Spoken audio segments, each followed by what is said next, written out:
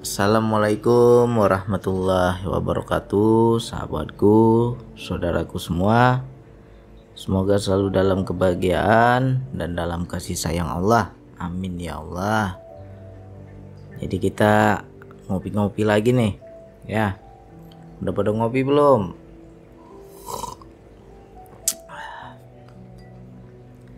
Jadi ini ada sebuah pertanyaan bagus dari Ibu Zohratun Aini.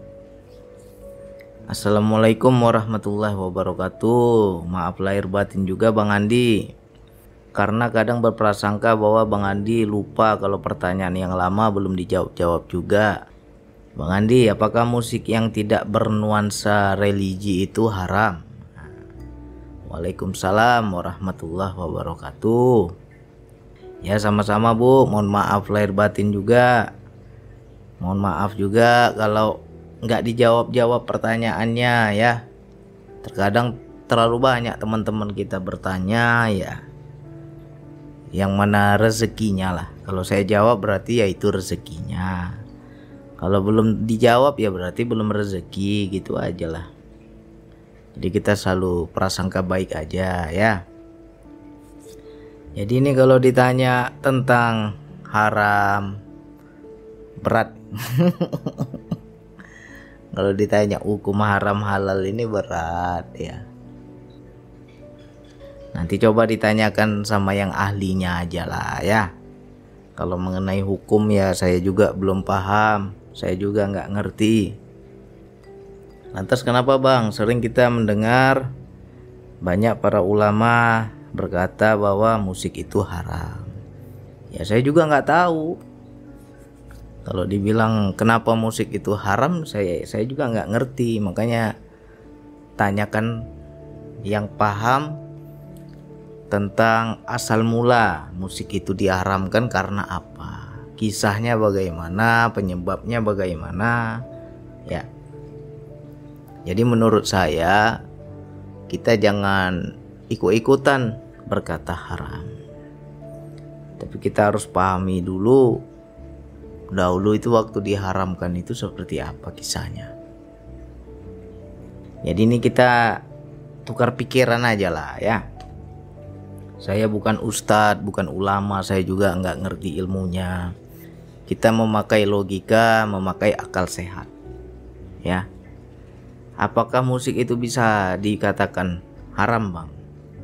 Jadi sesuai pertanyaan tadi, apakah musik yang bukan religi, bukan musik religi dianggap haram Bang? Jadi kita harus pahami dulu makna haram ini. Haram itu adalah sebuah dampak. Kalau kita ingin mengetahui segala sesuatu diharamkan karena ada dampaknya, ada akibatnya. Ya. Jadi kenapa musik diharamkan? Dampaknya apa? Apabila itu mengarahkan kepada keburukan, mengarahkan kepada dosa, ya bisa kita bilang haram. Nah, jadi dampak dari musik itulah kita harus bisa memutuskan itu haram atau enggak gitu. Jadi kita harus pahami lagi, kalau dibilang musik itu haram, kenali dulu musik itu apa. Apakah alatnya, ya alat musik yang menimbulkan suatu nada, suatu suara, ataukah nyanyiannya. Ya, kenali dulu ini makna musik ya. Kalau dari Kamus Bahasa Indonesia, makna musik adalah suatu suara yang disusun sedemikian rupa sehingga menjadi suatu nada irama ya, suara yang berirama. Jadi suara yang berirama itulah yang dikatakan musik. Bisa dari alat musiknya, bisa dari nyanyiannya. Jadi ketika dia sudah berirama, itu dikatakan musik. Lalu pertanyaannya tadi, apakah musik yang bukan religi dianggap haram Bang?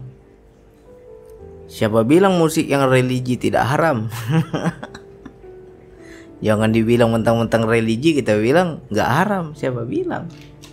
Ya, andai kata nih kita memutar sebuah musik yang religi atau lagu-lagu Nisa Sabian, ya kan, lagu gambus, lagu-lagu yang penuh renungan, tetapi terlalu besar volume speaker audio yang kita putar itu, terganggu tetangga sebelah. Padahal di sebelah rumah kita itu lagi sakit dia, karena terlalu besar suara lagu itu yang kita putarkan, padahal musiknya religi. Tapi karena dampaknya mengganggu orang lain, itu menjadi haram. Jangan kita anggap itu mentang-mentang religi nggak haram bang. Kalau yang nggak religi haram bang, jangan. Jadi bukan soal religi nggak religinya, sesuai dampaknya, itu baru kita bisa memahami dampaknya ke buruk apa ke baik, gitu aja ya. Jadi kalau kita mau kaji-kaji lagi tentang musik, maknanya kan luas. Bisa irama, suara yang berirama, atau alat musik yang berirama. Nah, bagaimana dengan orang yang mengaji dengan pakai irama? Ya, orang mengaji pakai irama kan itu musik juga. Apakah itu haram? Bisa haram. Jangan dibilang gak haram, bisa haram kalau dampaknya buruk. Ya, banyak ini umat Islam ini terkadang terlalu ego karena mayoritas ya. Kita ini di negara Indonesia ini mayoritas Muslim, mayoritas Islam. Tetapi terkadang karena kita terlalu banyak, kita yang mayoritas, terkadang di situ ada ego. Ego yang bagaimana bang? Kita mengaji di masjid pakai speaker besarnya luar biasa. Padahal di sekeliling masjid itu bukan hanya orang Islam, ya kan? Kalau dipakai speaker masjid itu untuk mic masjid itu dipakai hanya untuk azan, mungkin berapa menit lah itu. Tapi ini dia pakai mengaji lama, bisa setengah jam, bisa 1 jam, dan speakernya terlalu besar. Nah, kalau itu dampaknya membuat orang lain terganggu, jangankan orang non muslim, orang Islam sendiri terkadang terganggu, ya kan? Entah dia malam kerja, ya kan, malam kerja, dia jaga malam, dia kerjanya dinasnya malam. Begitu pulang ke rumah dia hendak tidur. Begitu hendak tidur, masjid di belakang rumahnya mengaji pula, besar sekali suaranya. Terganggulah orang ini. Ya. Ketika dia terganggu, ngajinya itu jadi haram karena dampaknya menjadi buruk. Ya. Itu juga musik loh. Jadi jangan dibilang musik itu hanya nyanyian. Suara yang berirama sudah dikatakan musik. Ya kan? Apalagi kita harus pahami, ada orang berzikir di masjid, besar sekali zikirnya itu, ya kan? Pakai mic lagi, terganggu tetangga sekitar. Ya, di situ juga jauh dari kata Islam. Kita harus pahami makna Islam. Islam itu aman, damai, selamat. Rupanya kita dekat sama masjid gak selamat. Ya, gak damai, gak aman. Terganggu kita dengan suara speaker yang terlalu besar. Nah, itu juga jauh dari kata Islam. Ya, jadi ini jadi PR ini untuk kita yang mayoritas. Jadi PR bagi kita ini. Jangan kita ego dalam berketuhanan. Jangan kita ego dalam beragama. Ya. Terkadang orang lebih mempertuhankan agama daripada Allah sendiri. Nah, itu dia. Kalau mau dikaji-kaji tentang musik ini hanya sebatas pendapat orang awam ya. Saya ini orang awam, jadi hanya ngomong berdasarkan logika saja. Nanti tinggal ditanya lagi lah sama yang lebih ahli. Musik yang nggak religi gimana bang? Haram nggak bang? Ya kan? Tanyalah coba sama yang lebih paham. Jadi musik ini kalau kita mau kaji-kaji, kita mau pahami, musik itu ada ruh, ada energi. Dengan musik itu orang bisa ibaratnya mempengaruhi orang yang mendengarkannya. Ya, ada yang musiknya slow, kita jadi santai. Ya, seperti musik-musik meditasi, musik relaksasi, ya kan? Kita dengar suara-suara alam, musik suara alam. Ya, suara air mengalir, itu kita jadi tenang. Mempengaruhi, musik itu mempengaruhi orang yang mendengarkannya. Ada lagi mungkin kita mendengar musik-musik yang penuh dakwah, penuh nasihat, penuh peringatan, ya, seperti lagu-lagu Ebit itu. Kadang kita menjadi menangis kita. Jadi ingat kita sama Allah. Ada dampaknya. Ya. Ada juga orang yang ketika mendengar musik jadi lupa diri. Ya. Joget-joget nggak nentu, apalagi. Dia bukan saja lupa kepada Allah, tapi lupa kepada dirinya sendiri. Ya. Karena saya ini kalau dibilang ya pernah berdosa. Sebelum saya seperti ini ya dahulunya juga kita sering ke karaoke, kita sering ke diskotik, ya. Makin mantap dengar musik disco di diskotik itu, makin kencang kita minum, ya. Nah, itu ada dampak ketika kita mendengarkan musik itu. Jadi kalau mau dibilang haram atau halal tergantung dampaknya. Ya. Yang dilarang itu bang, membuat musik, memperdengarkan musik atau mendengar musik. Ya kan? Misalnya kalau mempertunjukkan musik ya seperti penyanyi, dia yang bernyanyi, orang lain yang mendengar, atau kita yang mendengar yang apa? Yang menjadi haram. Menurut saya ya tergantung dampak yang dihasilkan. Misalkan kita bekerja di sebuah kafe. Ya. Kafenya menyediakan minuman keras. Makin mantap musik yang kita nyanyikan, makin mantap orang minum. Nah, itu juga haram. Karena ada dampak yang mengarahkan kepada keburukan. Apalagi dangdutan. Dangdut itu apa haram, Bang? Ya bukan soal dangdutnya, soal dampaknya. Kan gak semua lagu dangdut itu mengarahkan kepada keburukan. Ya. Ada juga dangdut yang seperti lagu Haji Roma Irama, kan banyak nasihat. Kalau mengarahkan kepada kebaikan, kita jadi tersentuh, jadi ingat Allah, kan bagus. Tapi dengan dangdutan penyanyinya terbuka aurat, ya, orang datang nonton dangdutan menjadi lupa diri. Apalagi ya terkadang dengan musik itu juga orang bisa jadi berantem, ya kan? Banyak itu kalau nonton konser kan, bisa dalam menonton konser itu jadi berantem, tergantung dampak musiknya. Jadi dengan musik itu bisa mempengaruhi seseorang, tergantung iramanya, tergantung musiknya, ya kan? Jadi semua musik itu bagus sebenarnya.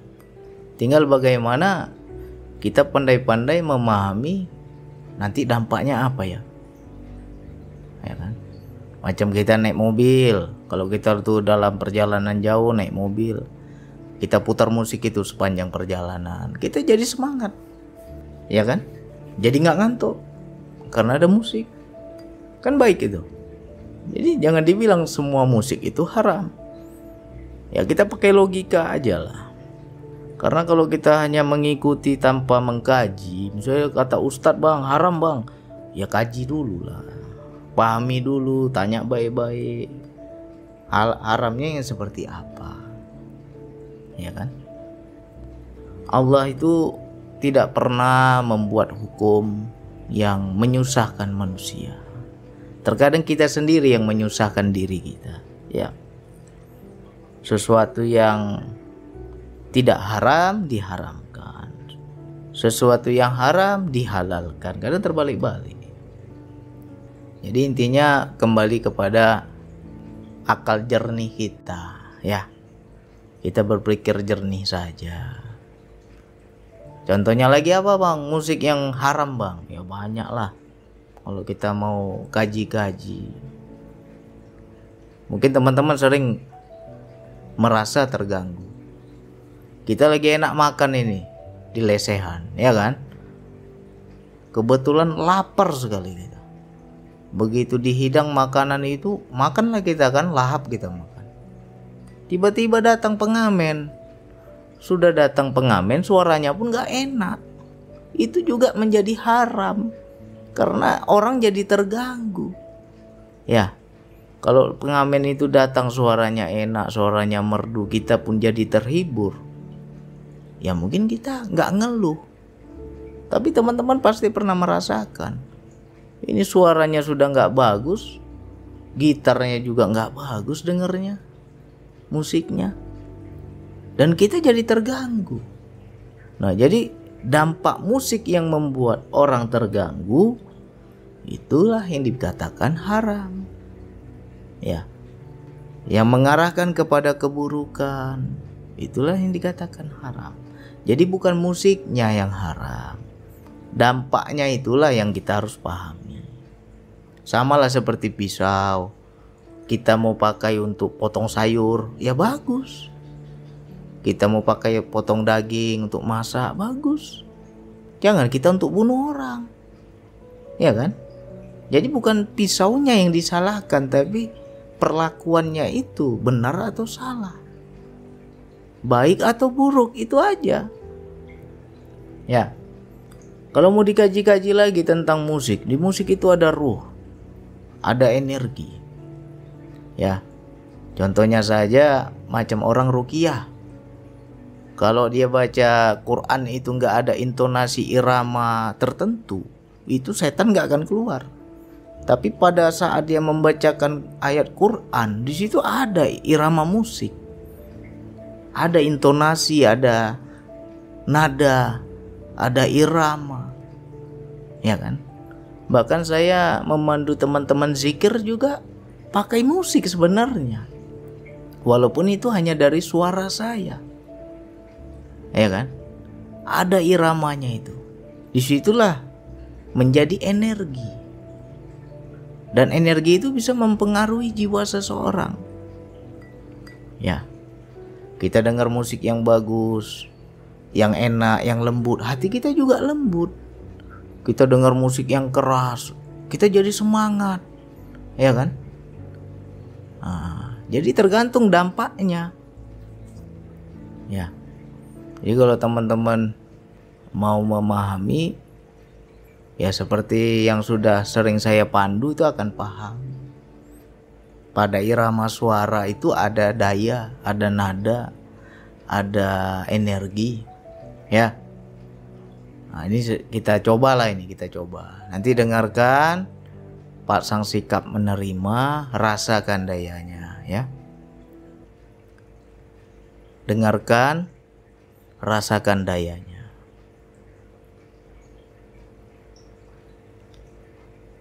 Allah, Allah, Allah, Allah.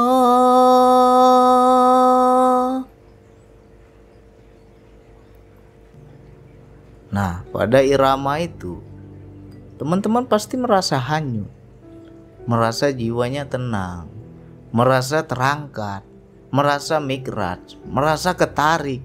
Karena apa? Itu ada daya, itu ada energi. Ya, jadi musik itu ada ruh sebenarnya.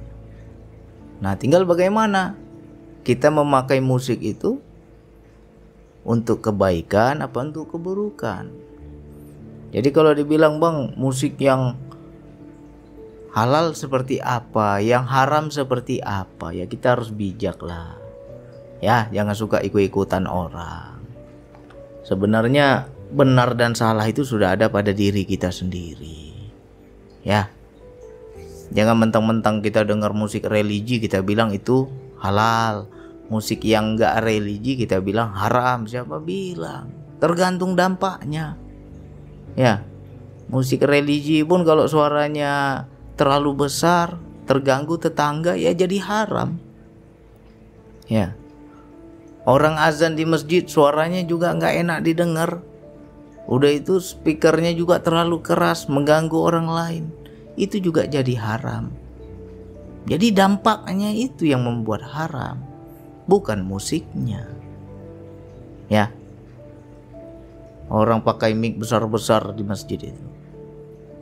Ya, mentang-mentang mayoritas kita apa istilahnya ego lah. Nggak kita jaga perasaan orang, nggak kita jaga ini kira-kira orang terganggu nggak. Ya, ini jadi PR untuk kita.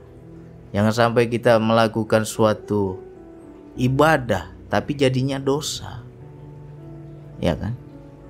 Itu jauh dari kata Islam, nggak damai. Ya. Jadi semoga sahabatku, saudaraku lebih bijak ya.